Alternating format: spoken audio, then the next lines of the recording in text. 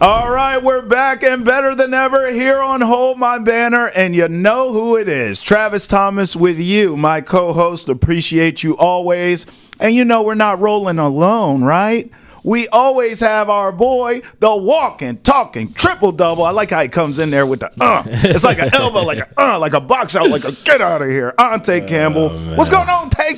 What's up? Travis, I'm just glad to be back because from the last time I seen you and our beautiful fans to now, I went to your hometown, your home slice. Yes, you know did. what I'm saying? I saw your city, yes, DC. You did. Man, it was all love, bro. Yeah, man. I told you were going to love it there, dog. Yeah. Now, the weather, surprisingly, was a lot like there, right? Mm-hmm. You told me the first day you were there, it like snowed or had the threat of snow. It was like a little half snow, half rain type, John. Mm-hmm. It was cool, though, bro. Like, I didn't worry about it too much that day. I kind of, was still getting my feet wet with the city, walking around, seeing what's new to see out there. And like I told you off air, bro, I don't play around when it comes to that cold. I be prepared. I know. You're smart for that because a lot of people from here in this area are surprised when I tell them how scared you-know-what-less I was moving to Boston about the snow and the ice. And they're like, well, it does that in D.C. and Maryland, Virginia. Right. I go, no. Like you just described, a little halfway snow. Yeah. That's what we get, okay? 2 to 4 inches shuts everything down.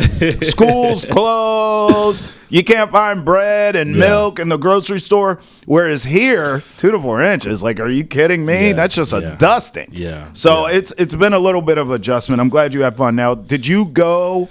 You went to a Wizards game and a Commanders game? I went to a Wizards game and a Commanders game. I actually got to run into the Celtics again, and I wouldn't be able to tell you that it was a Wizards home game. It was It looked like a Celtics home game. They were getting the chance in. It was crazy.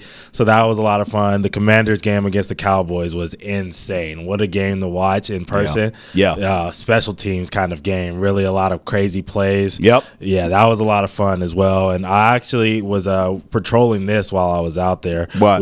We put out a poll last episode. We asked people if Russell Westbrook was a top 5 point guard or a top 10 point guard. I had him more as a top 10 point guard. You had him more as a top 5 point guard. It's close. And it was super close. I think it was about 54%. Yeah, there it is. About 54%.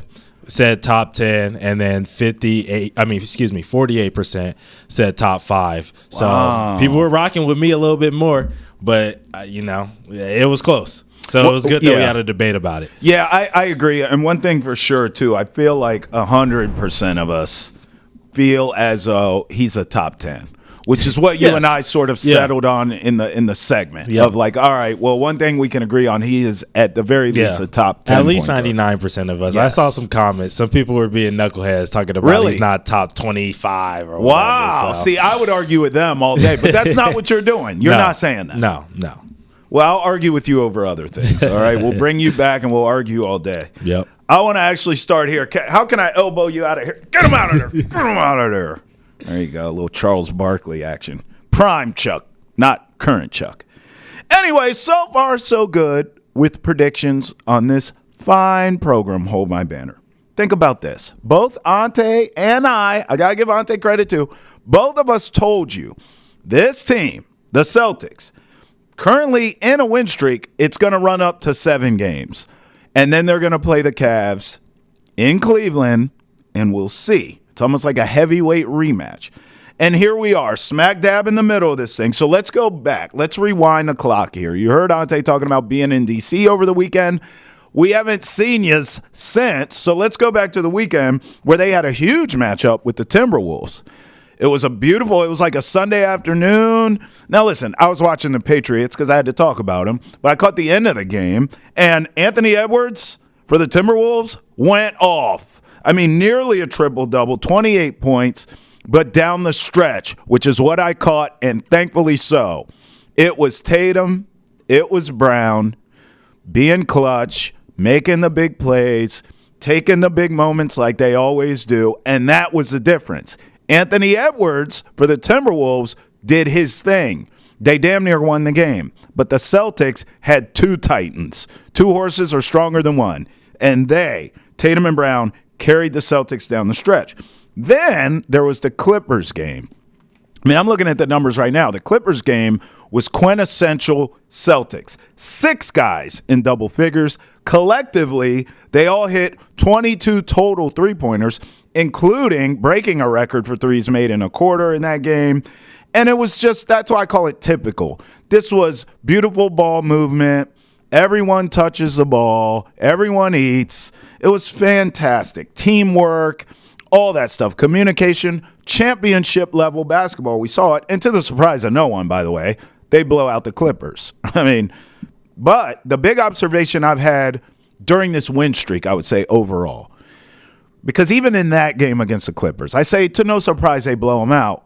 But there were moments in that game, just like all these games during the win streak, these teams go on runs, have the Celtics on the ropes, and you think, oh, what is going on tonight? This isn't their night. Why are the Wizards hanging in there? The game Ountae went to. Why are the Wizards hanging in there? They were in that game. And then the same thing happens in all of these games. The Celtics, just like the Warriors before them, not the current Warriors, Splash Brother Warriors.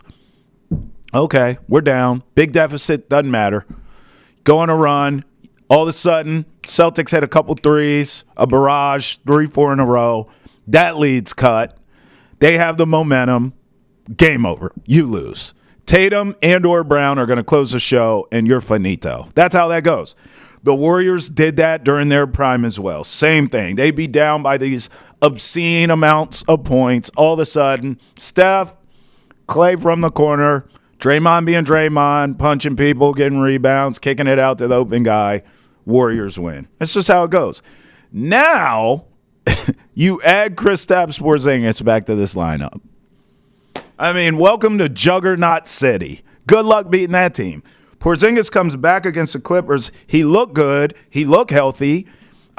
He shot the ball well. 6 from 12 from the field, 16 points, 6 boards in that game. By the way, it should be noted, he blocked 2 shots in the game, and that's what I noticed immediately. Of course he's going to shoot the ball well. Of course he's going to move around well. He's had plenty of time. He should be 100% health-wise. These things didn't shock me. And by the way, that's what he gets all the accolades and the love for. He's a perfect fit for this offense. He's athletic enough to run with these guys. He can score on the inside, but Lord knows he can knock it down from beyond the arc as well. So, yes, he gets all the spotlight, all the love for that, and I understand it. But I always felt like no one talks about Porzingis' defensive presence enough for this Celtics team. Even in this Clippers game, first game back, on a minutes restriction, he blocked 2 shots, okay, but then I watch him alter so many more. He altered shots all night. In fact, when he wasn't in the game, the Clippers went at the rim, and they were getting buckets. When Porzingis is in the game, he altered shots. Guys will go to the cup and say, oh, hell no, kick it out, or keep dribbling right on past him, or he would block the shot. That is a real presence to have defensively, and I don't know if he gets enough credit for that. So the unicorn's back. Celtics are riding high. I'm telling you, now we're headed to the rematch. This brings up the Cavs game I told you. Now, I said I think this team will win 7 going into that game, right? Here we are. Because I'm looking past the Bulls. I mean that as disrespectful as possible. I am looking past you, Chicago. I'm not looking at you. I'm looking past you. So let's wipe them out like the Celtics will. They'll blow them out, and then you go to Cleveland. Hey, just last week, this was a marquee game in the NBA, remember? Cavs, unbeaten. This is their chance on the road in Boston, taking on the champs. The game lived up to the hype. We all know what happened. Donovan Mitchell, Jason Tatum going shot for shot, band for band, it felt like. Tatum in the end got the win, but that game lived up to the hype, and I told you then. By the way, we predicted that game would go like that, but I told you then, the Cavs are for real. Since that game, the Cavs have done nothing but win. They're still right here. So I'm looking at this next matchup, the rematch between the Cavs and the Celtics. I think it'll live up to the hype again. The Cavs could win that game. It wouldn't shock me at all. In Cleveland, they could win that game. But what I'm looking forward to, big picture, macro, is Cavs-Celtics all season long. This is what it is. The Knicks are playing better. The East is starting to come together a little bit, but these are clearly the two best teams, a cut above everyone, Celtics and Cavs. Barring injury, I don't really feel like that's going to change. And I'm here for that. I know you are here on Hold My Banner. I mean, I can't wait. Cleveland, Cavs, feeling like, we lost that first game. We were right there. If Darius Garland has a better game, maybe they win it. Now they're home. Oh, my God. And I can only imagine everything they had to hear after losing that game to Boston. Oh, this team, they're not real. They couldn't get it done down the stretch. Okay. Listen, this is a Celtics-centric podcast, and I wasn't even talking that reckless. My takeaway from that game, I remember coming on here and talking to you all and saying that Cleveland team is for real. From Simone Biles to Caitlin Clark to all the top stories in sports. We've got you covered on Nesson's Women in Sports podcast, Respect Her Game. You can find it on YouTube, Spotify, Apple, Amazon, and wherever else you get your podcast. All right, let's bring him back in. Get him in here. He's going to elbow me out of here. Thank you, Greg. Ountae Campbell here to, I'm sure, rip apart my opening rant. Yeah, I don't really want to talk too much about this weekend. Okay. This weekend was this weekend. There was a lot of great moments. Yeah. I thought that game against the Timberwolves was the most exciting game. The Wizards, like you pretty much skipped over it. It wasn't really that much of a game. Yeah. You know what I mean? Yeah. Even though the Wizards were in it. They hung in there. They were, whatever. I want to talk about the Bulls really quickly. All right. I have been on the show with you talking so much about how I think this team's going to get blown out. Oh, we thought the Wizards were going to get blown out. And I'll give them the excuse that the Celtics were, on their feet for 5-6 hours the day before, messing around at the White House. So they're probably a little tired going into that game after, flight and all this other stuff. That's fair, right? Yeah. But I can't predict another blowout for these dudes, man. And it's because of this. They've been playing down to their competition, besides the Clippers, basically all season. You know what I'm saying? We watched them lose that game against the Hawks. Yep. We watched them lose that game against the Pacers, who I don't think is a good team, which I've clearly stated multiple times. You know what I mean? That I don't think they're as good, at least, as people will say. I won't say not a good team. As I do. Yes. I think they're elite. You don't. So I can't predict another blowout for that situation. Yeah. What I can predict, though, is that this Cavs-Celtics matchup is going to be a really good one on Sunday. All season long. I know they play Sunday, but all season. I think this is great for the league because – look, you have to have a nemesis, right? Yep. In every movie, the good guy has to have a bad guy. The bad guy has to have a good guy. And I'm not calling the Cavs a bad guy here, but my point is you need somebody to push you. Yeah. We just can't have – now, I'm not complaining if this were to happen. The Celtics beat the hell out of everyone, but I like having somebody in the Eastern Conference specifically who's clearly going to be there. And I will tell you this. My takeaway – and I just talked about this, even though the Celtics were at home, even though they got the win, I know you remember, I came right on here on Hold My Banner and said I was impressed with the Cavs in a loss. Yeah, I mean, too. If you're them, they're clearly not afraid of the Celtics. So I like that we have this matchup, Ountae, for the rest of the season to keep our eye on it. I think it's going to matter for the number one seed in the East. Right. Why should you be? Going back to that game again, DG, who has had a great start to the season. That was his one really dud of a game. 3 for 21. Right. If he 0 for 6 from 3, I talked about it when that game happened. Like, if he makes 1 3, it's still a horrible night. You know what I mean? It's still a horrible night. Yep. And they go to overtime. Or, you know what I mean? He makes that and, maybe another layup or something like that, and they win the game, right? Yeah. So I'm personally rocking with the Cavs on this one. I think they're going to get this one. I think that the Celtics had a good energy boost against the Clippers because Porzingis came back. They had a little bit of a lull game against the Wizards, so they were kind of, whatever, and they felt really good. You saw Al Horford shaking his fist and all that other stuff after beating the Timberwolves. So they felt really good going into this game against the Clippers with KP back. Blowout. I think that the Cavs, after they kind of have a couple of days. The Celtics have a couple of days off. This is kind of a lighter week for them after they had a crazy weekend. Cavs go to Atlanta tonight. Yeah. Or I'm sorry, they host Atlanta tonight. Then they go to Atlanta on Friday. Okay, yeah. So I think this Cavs team is going to be ready to go. Yep. I'm just going to give them the nod, the edge in this rematch. And I know you said that you wouldn't be surprised if that's happened. But I'm making an official statement letting you know that I think that the Cavs are going to win this one. Just this game. Okay, well, wait a minute. So we will have another banner before then, right? No, we won't. They won't see us, at least. We have a special holiday episode. Oh, the holiday? For them. Okay, all right. I guess I got to go. Listen, so you picked the Cavs? I'm picking the Cavs.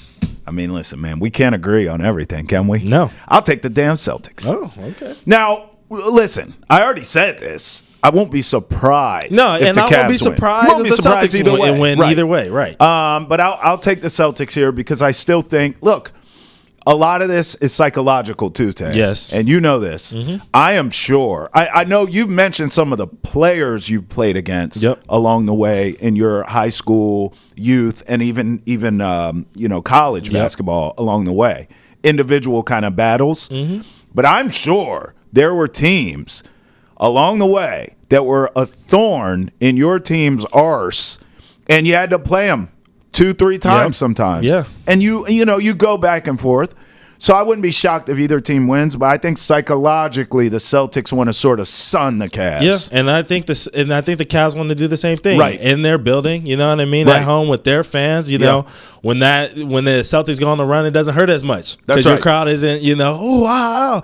Like that pop in that arena when the Cavs were in here at TD Garden was ridiculous. You know what I mean? So I just think when they go over there to Cleveland and now the Celtics kind of have to deal with that pop, it's going to be one of their first times having to deal with like real adversity on the road for against a team that people are pegging as their real contender. You know what I mean? That's the only real contender that I can say that, they've kind of faced. Everybody else we've kind of looked at and say, the Knicks aren't really valid. The Timberwolves aren't really valid anymore. You know what I'm saying? So people are kind of writing off all these other teams, but no one's writing off the Cavs. That's for sure. Your thoughts on Porzingis coming back, and it's specifically what I talked about, which is, you're a hoops head, so I feel like you have to agree with me here. The guy defensively changes how you play defense because of his shot blocking and shot altering ability. Yeah, I mean, that's exactly what the Celtics have needed this whole entire season was rim protection and rebounding. Right. And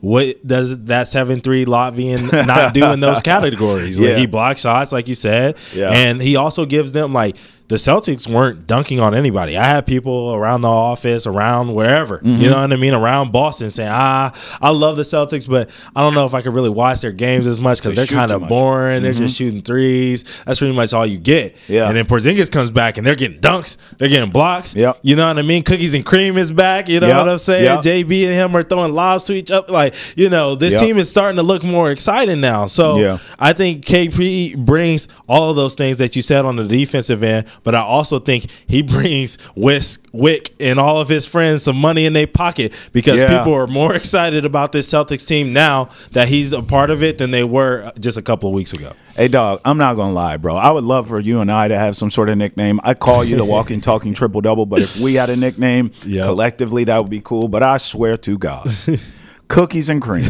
I'm not calling no damn I'm not calling no. You're not rocking with Cookies and Cream. Hey, dog, I'm a grown ass man. Oh man, I ain't finna call no Porzingis or Jaylen Brown no Cookies and Cream. Hey man, that's the nickname that they gave him, bro. That's what they crowned. That's what they're donned, bro. So you gotta rock with it. I don't. I'm just saying what they call people. There's been some worse nicknames in history, bro. Facts. So. All right, let's get to the Nuggets. So I saw this, and I brought this up to you because I don't think you had seen it yet. Yeah. And I think the first time I saw you today, I said, dog, did you see Mike Malone cussing out them Nuggets? Yeah. And you were like, nah, and you listen to the sound. So for context here, because I believe Ountae edited this, so we can. Okay. All right. So look, this is what happened. The Nuggets lose to the Knicks. Yes. But that's not a big deal. Whatever. There's no shame in that. Yeah. They gave up 145 points, and Mike Malone has had enough. He's seen enough. Take a listen.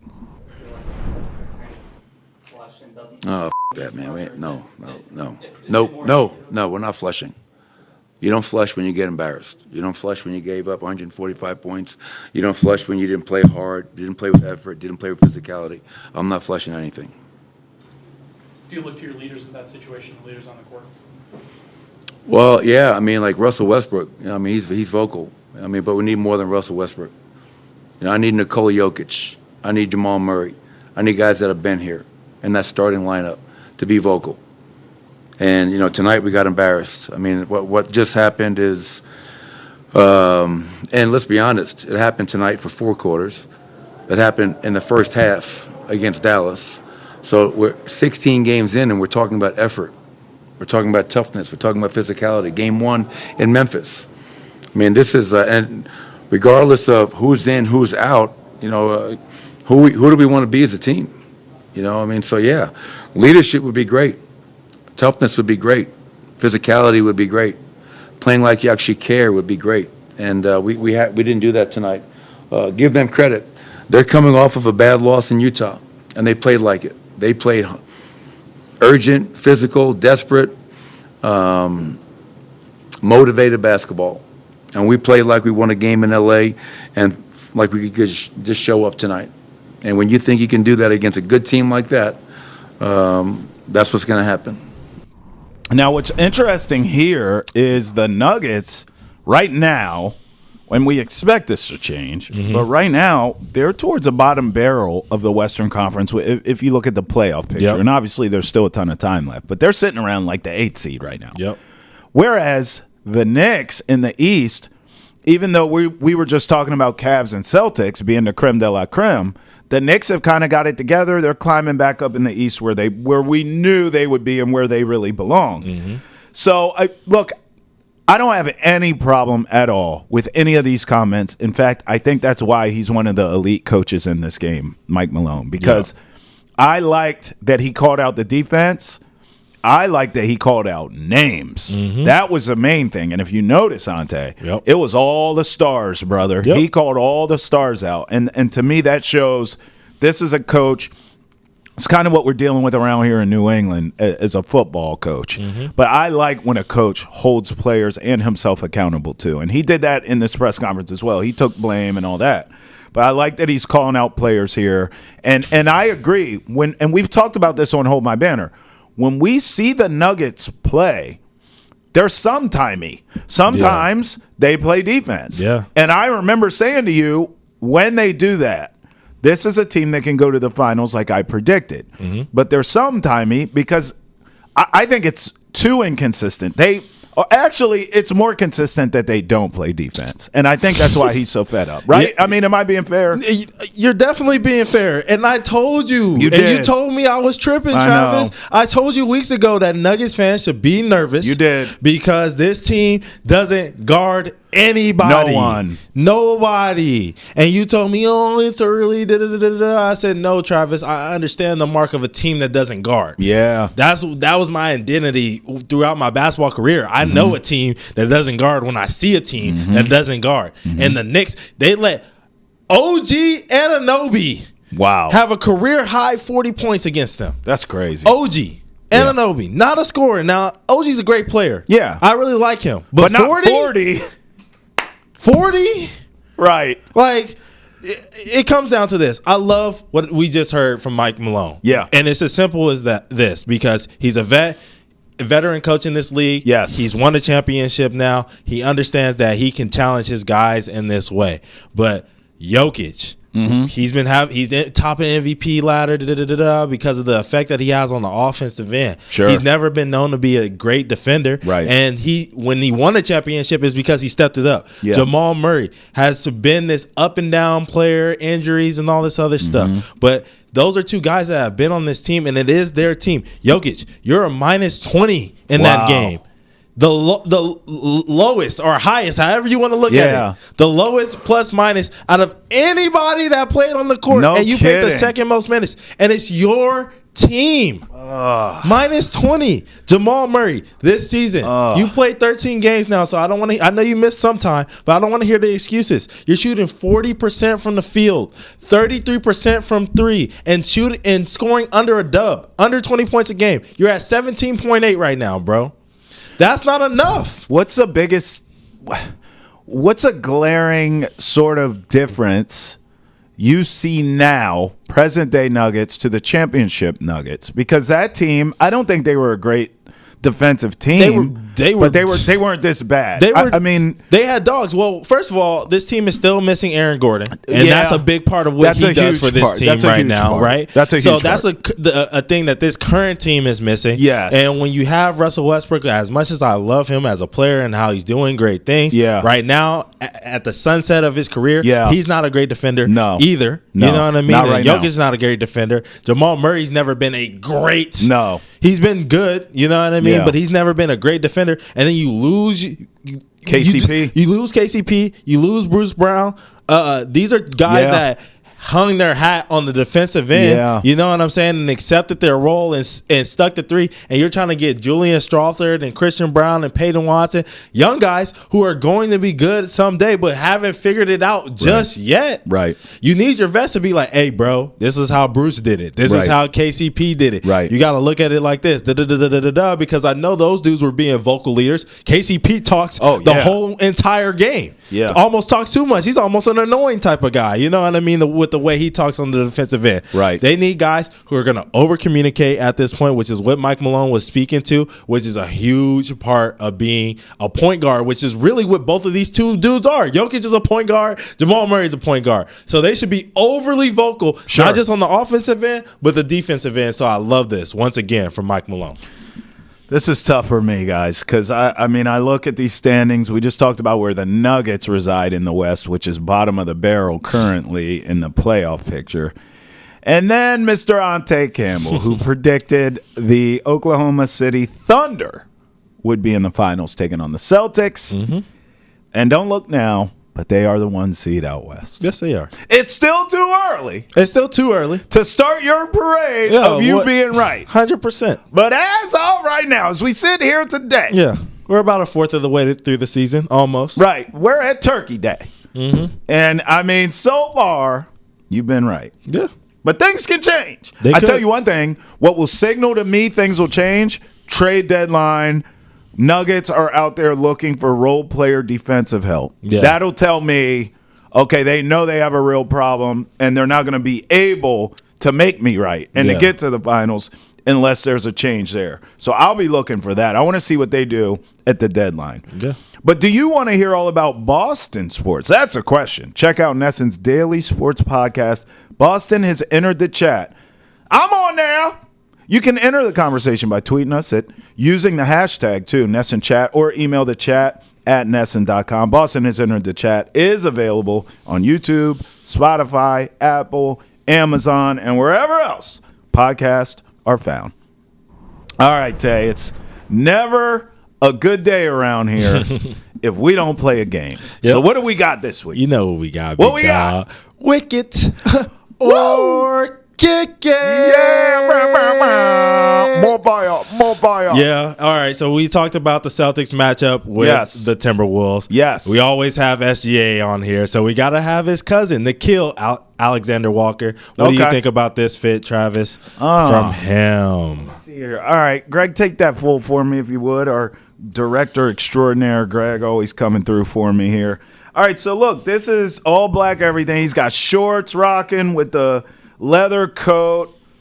I can't tell if those are boots or shoes down there at the bottom, but the all black something or others, and then the white slouch socks. Why are you laughing at the socks, bro? Like, what's going on here? Why not go to black socks, bro? Yeah. I can't tell if those are boots or not, but this I'm getting vibes of like TDE, like he hangs with Ab, Soul, and Kendrick in them. Like this is kind of a West Coast look. Mm-hmm. I personally would have went the all black, and I personally don't really love shorts with a leather coat either. Mm-hmm. But at the same time, I don't know where he's from, but I'm not going to lie. This is a very L.A. look to me. He's from Canada, like his cousin. Oh, okay. He's from Canada. Right. This is a L.A. look, though. It's not my cup of tea, but it's not bad enough where I'll kick it. Does that make sense? Yeah, so you're saying I'll go wicked even though it's a borderline. Like if this is a grade, it's a C. That's borderline wicked. It's a borderline wicked. I don't just kick things that I wouldn't wear. Yeah. Does that make sense? Yeah. Like this feels very, very much West Coast to me. And as far as the look, I'm glad you said that because for me, this one's definitely wicked for sure because it's a LA. It looks LA, right? This almost, you know what this looks like? This looks like a 2024 version of Eazy-E. That's what this fit looks like. All right, I wasn't off. You know what I'm saying? So I'm rocking with it. I love the long shorts. This is how you do all black, right? You have like some basic black in there, but then you have some, some patterns that are in there and some different textures and stuff like that. He's got the leather at the top, the leather at the bottom, more of the canvas on the pants and on the hat. This is definitely wicked. Too bad his game wasn't wicked that night. He was like 1 for 7, 4 points. So I'm gonna give this a 7.4 for the 7 shots and 4 points. All right. What about this one, Travis? We got Gary Trent Jr. Now, you can't tell it's Gary Trent Jr., but I know that it is because thanks to League Fits, they put that in the caption that it was Gary Trent and tagged him in it. So shout out to League Fits for all of these photos as always. Travis, what do you think of this one from Gary Trent?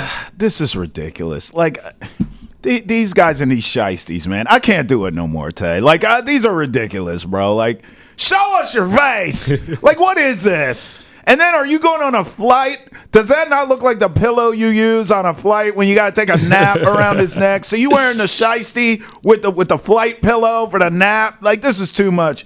Gary Trent Jr., your brand is not enough for you to walk in here wearing a shiesty to cover your face with the damn Delta Airlines pillow around your neck. We don't know who you are, bro. You got to build the brand, dog. Like, I like your game, but you're not good enough with what you average per game to wear this hair. We need to know it's you. You really, what you should do is go bareface, lose the shiesty, lose the sky blue points neck pillow. Yeah. Walk in there so we see your face and have a shirt that says Gary Trent Jr. on it.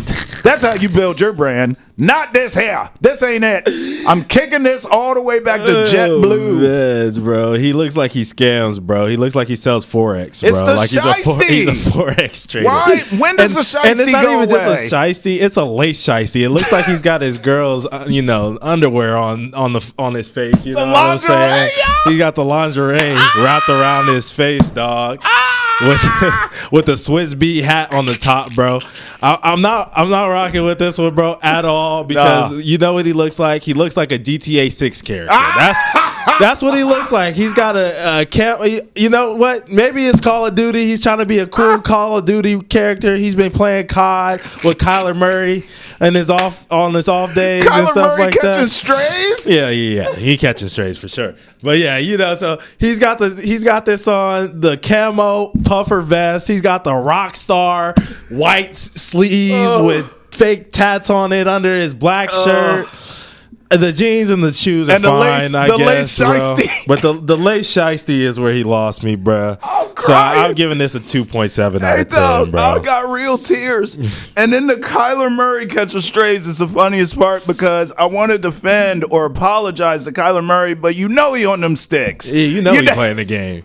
I'd seen the Seahawks after they beat the Cardinals making fun of him for it. They was like playing the game and they was like, you lose or whatever or something. Or the Cardinals got eliminated or whatever. Bro, you got to be crying, dog. All right, man. Let's talk about something else. Some more West Coast love on this one. We got a real West Coast resider. There we go. Snoop Doggy Dogg. Yes, Lord. What do you think about this one, Travis? I love this outfit because I didn't realize this is a Juju Watkins. Juju on that beat. I love Juju this. On that beat. Yeah. Because at first, I'm not going to lie. I know Snoop can do what he wants. Mm-hmm. But at first, when I seen him in all red, I was a little caught off guard. Right, with the bandana print on it, I was a little caught off guard. It was a little crazy. It was a little crazy. But first of all, Kendrick got everybody unified right now, so I'm tripping. He does. Secondly, upon further review, I seen Juju. I said, man, this is clean as hell. This is wicked. I'm not going to hold you. This might be the outfit of 2024 in Wicked or Kick It. That's how much I like this, bro. Yeah. The only other thing I kind of remember doing with you was I feel like Jaylen Brown had a mean Celtics jacket one time that I loved. But his outfit I didn't love. I loved the jacket of it. This entire ensemble right here I would wear. Yeah, I love this. You know, Snoop always represents LA, and I just love that he's rocking with Juju Watkins and putting on for the sophomore. Man, that girl is special. 22 points a game, bro. I'll be wearing that to her game too, bro. So shout out to you for real, bro. I'll be right next to Snoop, rocking that fit, bro. I don't really rock with the shoes. I don't know what the shoes are that he had on, bro. Yeah, there's some like I don't even know what those are. It looked like Adidas, but they look not like saying no disrespect to Adidas. I just that's just what it looked like. They look like team shoes, like the team brand. Like all of us, if we're I kind of like those. They do look like Adidas. Yeah, actually. I don't know. It don't look like it's a third stripe. It look like it's only two stripes. But yeah, they don't know, you know. But yeah, he's got the nice like tracksuit on for our listening audience. It's like a red and yellow bandana, USC colors, of course, for Juju Watkins, and then he's got the Juju pictures on the front with her name on it.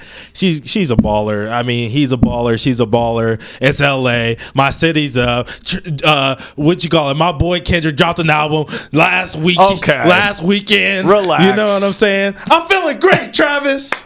I'm feeling great, man. Y'all are winning. This is wicked. We just winning, bro. This gets a GNX out of 10, dog. Yeah, it was. GNX was fire, bro. Right. West Coast is winning right now. I can't even block you right now. I gotta let you have your moment. Let me rock, bro. I'm not gonna hold you. I gotta let you have your moment. Winning bets and watching your football team win every week. We can't help your team win, but we can help you make the right picks, though. Tune in to Nesson's Betting and NFL podcast, The Spread. Hood, hood. It's available on YouTube, Spotify, Apple, Amazon, and wherever else you get your podcast. All right, now last week you called me an old head because I wasn't showing enough love to LaMelo Ball, who I love his game. Yeah. But your point to me was, Trav, that's how I know you're an old head, because amongst the youths, LaMelo Ball does have a big brand. I was saying I think his brand could be bigger elsewhere. What do you know? The old head maybe was onto something because rumors are LaMelo Ball and the Clippers may be a thing. Ountae, this would be the best thing for this guy's career. Yeah, it would. So look, let me lay this out for everybody. So back in September, his dad said he wants him to be in the Clippers. He said all of his boys, but he was really talking about LaMelo, Lonzo, whatever. He was hurt. Right. We know Jello ain't in the league, whatever. And then Gilbert Arenas the other day says he loves it. He loves this idea of LaMelo going to the Clippers. He says the city will be on fire. Then Chandler Parsons comes out with this tweet. Well, it was he was talking on his podcast, and he said basically he wants to see him in a bigger market. And he kind of talked about him earlier on in the year, saying that he could be kind of linked to the Clippers as well. So Travis, man, what is this a good fit? Like, is him to the Clippers a good fit? Ountae, listen. You would speak to this better for me as we were just talking about West Coast stuff. Yeah. But I almost think the Clippers, they had the right plan, but it was they were too ahead of their own time. And what I mean by that, they knew, what's it called, Intuit Dome? They knew the new arena was coming. And what they did was they said, okay, let's try to win a championship now and have that championship window. We always talk about championship windows in sports. Let's have it open by the time our new stadium or our new arena comes around. And I think it was a right game plan. They were almost too ahead of it. And they invested in guys who you couldn't depend on physically. So we clearly see that. Right? So you bring Kawhi, you bring Paul George. Like, I was all for it. Right. And, it didn't work. No. And then, by the way, it didn't work. And then 5 seconds later, this new arena opens. Yeah.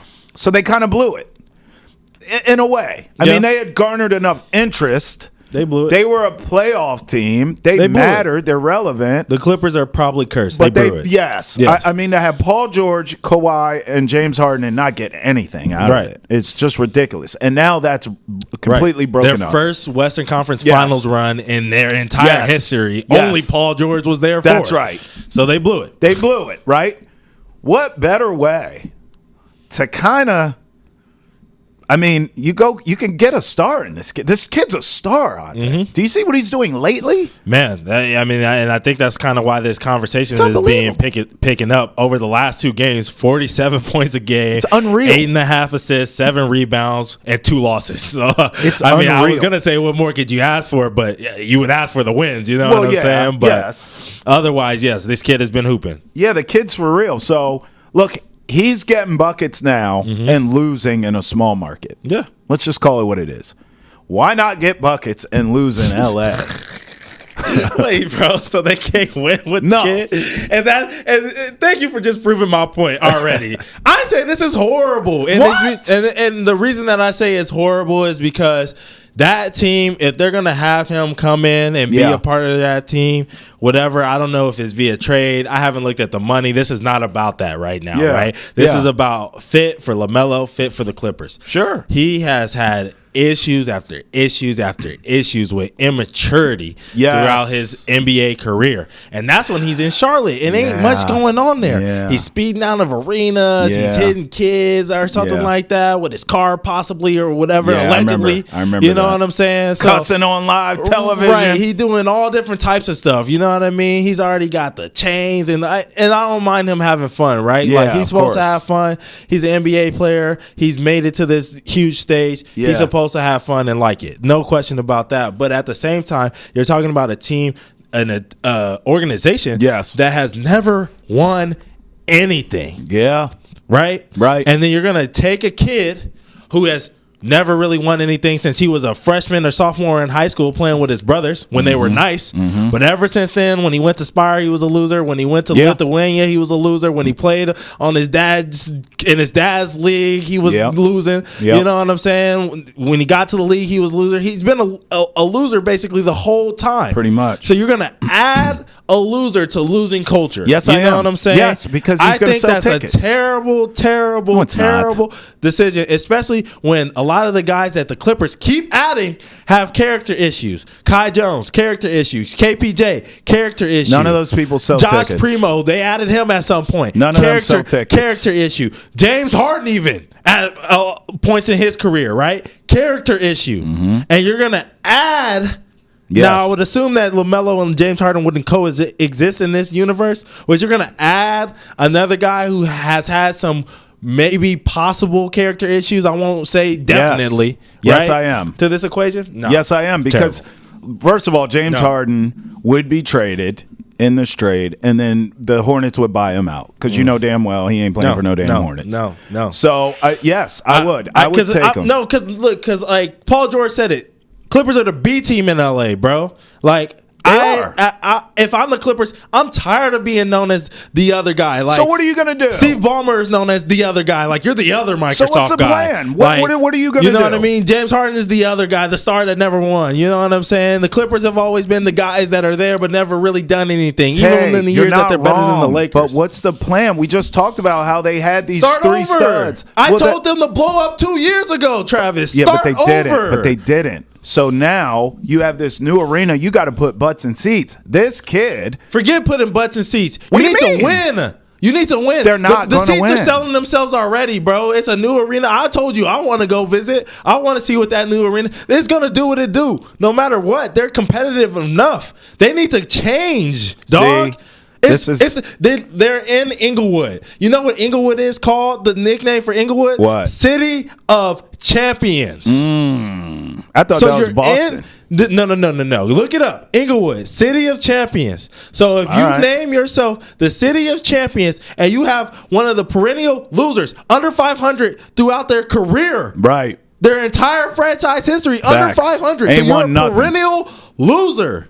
You need to do something that's going to help you win. Adding dudes like LaMelo, which was like adding Baron Davis back in the day and all this other stuff, it's not going to help you. Or adding James Harden now, how they did, is not helping you win. You need to have winners. They tried to do that by going to get Kawhi. He just was hurt. They tried. So try again. Yeah, I'll say this. I think this is the athlete in you, and here's what I mean. The athlete in you is so competitive. You're like, rip it down to the studs, start over, get guys who want to win, build a culture. What you're talking about is culture. Here's the issue. You're not looking at it from the business side. They have this new arena. What you just described is true. People are going to come here. It's a new arena. It is cool. I told you. Yeah. I haven't been there on television. It looks awesome. It looks great. So people are going to come there. But, bro, that's novelty. That's going to wear off. A year from now, no one's going to give a rat's ass about the Clippers arena. You're right. What you got to have is someone who can put butts in the seats. And I want you to think about this.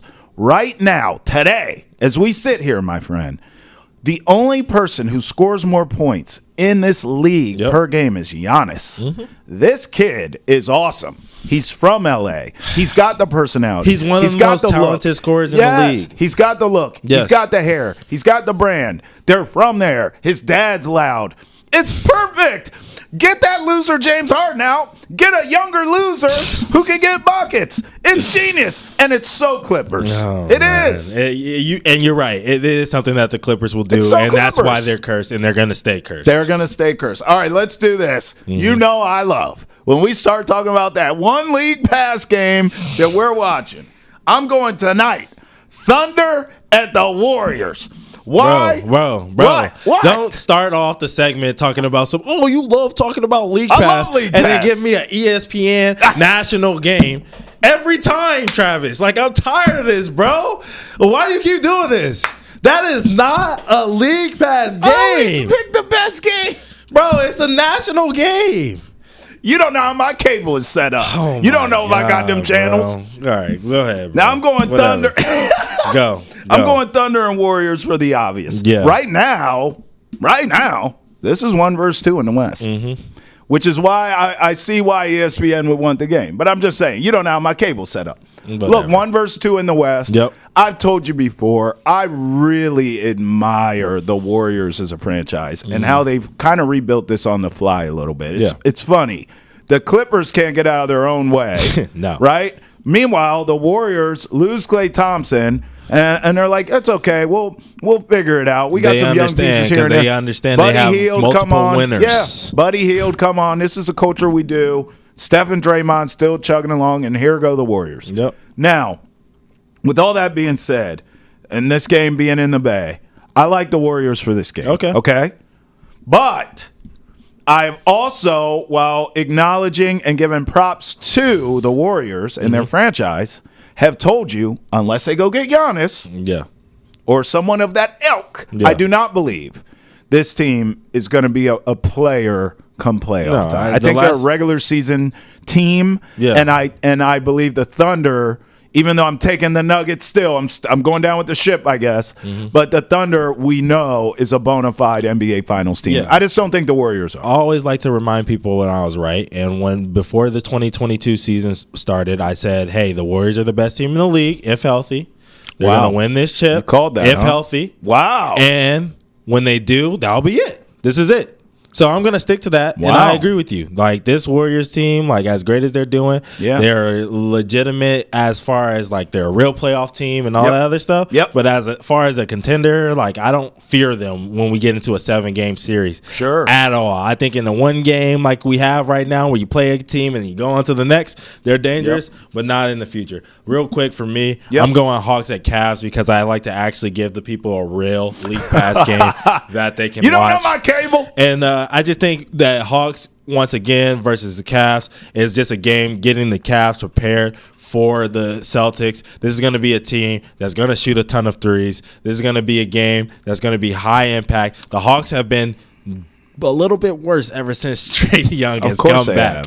But I think that this game is going to be one of those games where he matches up really well, trying to guard DG because, you know, they're similar size and they're just going to go at it with each other. And then Dyson Daniels is going to get his attack at Donovan Mitchell, and he's not going to outscore Donovan Mitchell, but he's going to definitely make things hard on them. I think this is going to be one of those games that could be a dogfight. And I know people are like, "Oh, Hawks are going to be in a dogfight with the best team in the entire league, or the team that has the most wins in the entire league." Yes, they are. I'm saying that, and I'm letting you know. So go ahead and watch that tonight. And then Travis, as he told you, you have another opportunity to watch it again on Friday. So you have two opportunities to watch this game. So watch one of them. Facts, if not both. Tay, we appreciate you, brother. Enjoy the turkey.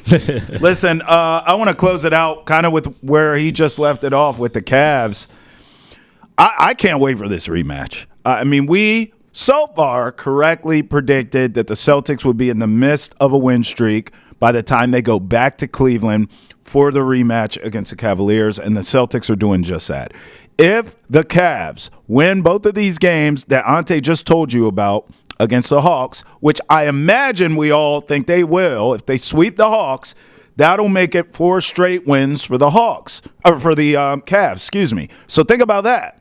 Win streak for the Celtics, win streak for the Cavs, games in Cleveland. Hey, listen, Darius Garland, I would think of all people, has to be thinking, I got to have a better game here. I got to have a better game. I mean, in Boston, I was a mess. You give some credit to the Celtics defense, but he shot the ball like trash in that game. So if you're Darius Garland, he's like, yeah, I gotta act right. I gotta show out here at home in Cleveland. That is going to be a great game. Ountae has officially picked the Cavs. I'll stick with the Celtics here. But one thing's for sure, 2 things for certain. We'll be watching that matchup all year long between the Cavs and the Celtics, and we cannot wait. I do believe that'll be the number 1 seed, the battle for the 1 seed in the East. It's not just right now. It's not just prisoner of the moment. It's not hyperbole. I do believe these are the 2 best teams in the Eastern Conference, and every time they play this season, it'll be must-see TV. Just like Hold My Banner. Just like you, rolling with us. Travis Thomas, Ountae Campbell, and you, our co-host. Thank you so much for rolling with us on Hold My Banner. Till next time when we ask you to hold it again. Peace.